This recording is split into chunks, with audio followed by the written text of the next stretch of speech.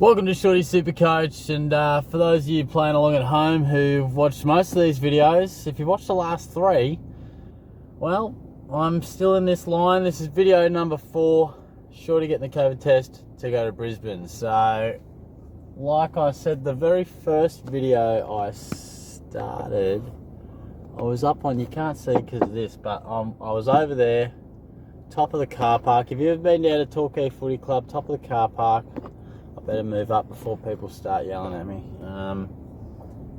You might be able to see it a bit better there, but top of that, well, the very top level of their car park near the club rooms, and I've worked my way around to the opposite wing. We're just about halfway, and we're about 14 cars, I want to say, 14 cars away, which doesn't sound like many cars, but it does take a bloody long time. I'm sure I'm not telling anyone anything they don't know from that. But nonetheless, I can't wait to get to Brisbane. I think this one will be posted probably in the early stages of next year, so I hope you had a good New Year. Happy New Year. I might have posted one already this year. Can't remember exactly when I'll do it, but I hope you had a good celebration on the New Year's.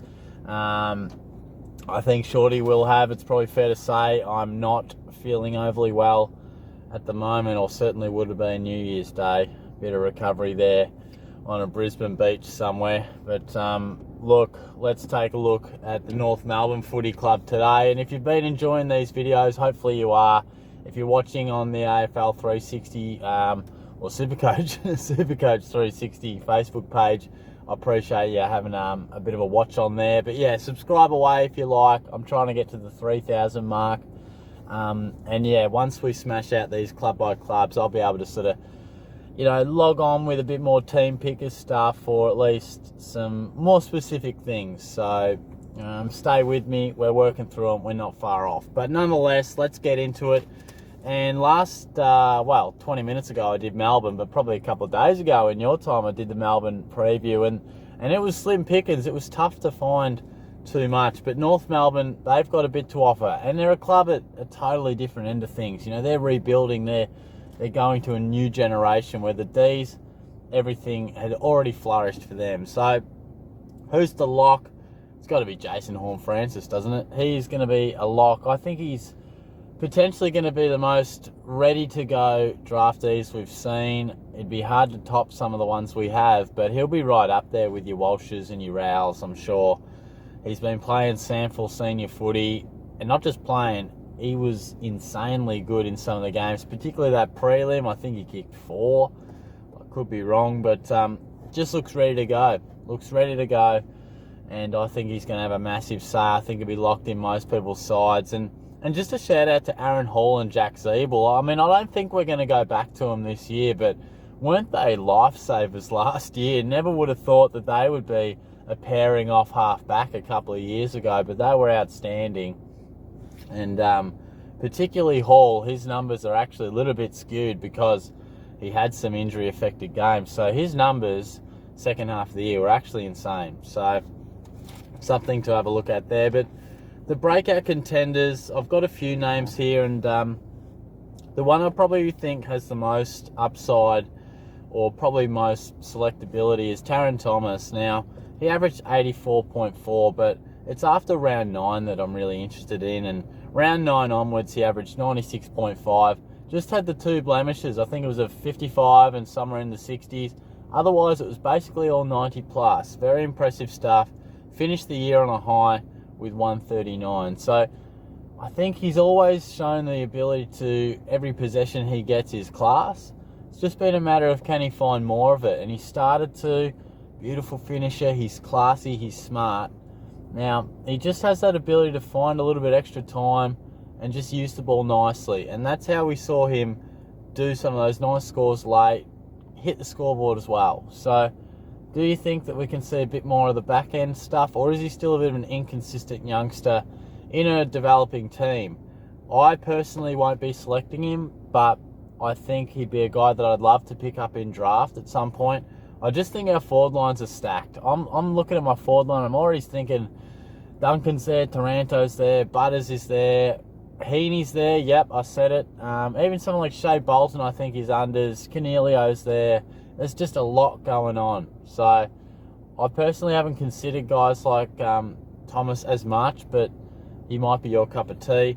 Otherwise, I'm a big fan of Will Phillips. When Cunnington, the news about him, and obviously we hope a safe and healthy recovery, but from a football sense, there's opportunity. But then Hugh Greenwood came in. I thought Will Phillips might have been the guy to step up. Maybe he still can, but I think at this stage of his career, it might be risky, but I reckon he's going to be a gun. Tom Powell as well, average 67, but I think we'll see some upside in him. Again, those two guys, I don't think we're selecting him, but I just wanted to put them out there as players to keep an eye on, if not for this year, but next. And, they might be a sneaky draft option. If you're in one of those draft leagues that have a lot of teams, sometimes you need to bat pretty deep. So just someone to potentially think about, guys with some upside. Now, someone who's a risky option, Jed Anderson, 401k, a mid-forward. And like I said before, I don't think we need to be diving too deep for options in the forward line. I personally think there's stacks that we already have to do. But Anderson, we've seen him produce some really good footy. He's now a forward. He's cheaper than we've seen him previously, but I just don't think we can trust that body. I mean, in combination with can't trust the body, and we've got lots of options going on in the forward line, I just don't think we really need to consider him. I think it could end up with a bit of egg on your face. I don't get a sense that he's going to be popular, but I just wanted to put him out there. And a couple of guys that are no chances from my side. I've got a couple of names, and look, I don't think they're a chance for many teams, to be honest, too many people's sides. But you got to find someone for this category. Honestly, I'm thinking about ditching this category. Every time I get to it, I'm like, I don't know, I don't think there's too much interest in it, but let me know if I should ditch the no chance. Luke Mcdonald, 2020, averaged 95.5. Don't be seduced into thinking that he could be a guy that's going to bounce back to that. Last year, averaged just 68.4. Total change in his role. Very much a different aspect to what we saw him taking kickouts and, just bringing that ball out of the back line. He moved higher up the ground, played a range of roles after missing a lot of the first half of the season. So, Luke Mcdonald, I don't envision him coming back to those 90s that we saw. Mid-90s. He dominated the second half of 2020. So don't get lured into that. And I just want to put Jaden Stevenson out there. I just feel like he's the sort of guy that always provokes just this little bit of interest that he could break out. We saw it a couple of times. Round 1, I think it was, 133. Then later on in the year against West Coast, I think he had a 130. Lots of touches and stuff. I think one day if he does get some midfield opportunity, he could be a handy option, but at this point in his career, I think he's just a bit more forward line operator and a bit inconsistent as well. So we'll just have to wait and see how that develops. And to be honest, I think North Melbourne have quite a few midfield options. You've got Greenwood, you've got Anderson, you've got Simpkin, Davies Uniacke, Powell, Phillips, Horn Francis, and I would have missed some. So I don't think it's like there's a need for him to get more midfield minutes. So it's a pass for me. But I don't know if he's going to be someone that people think about anyway. I highly doubt it. He just always seems to be a guy that he just somehow ends up in a couple of percent of teams. But anyway, we are getting through these videos and we're getting through this line. So what are we? We're about 10:30. Been here about a couple of hours, which is pretty good from what I've heard. I'll take that. But the cricket's just about to get underway, so hopefully we can storm through them. I'll be back with some videos pretty soon. I'll schedule these ones up and chat to you all soon. Cheers.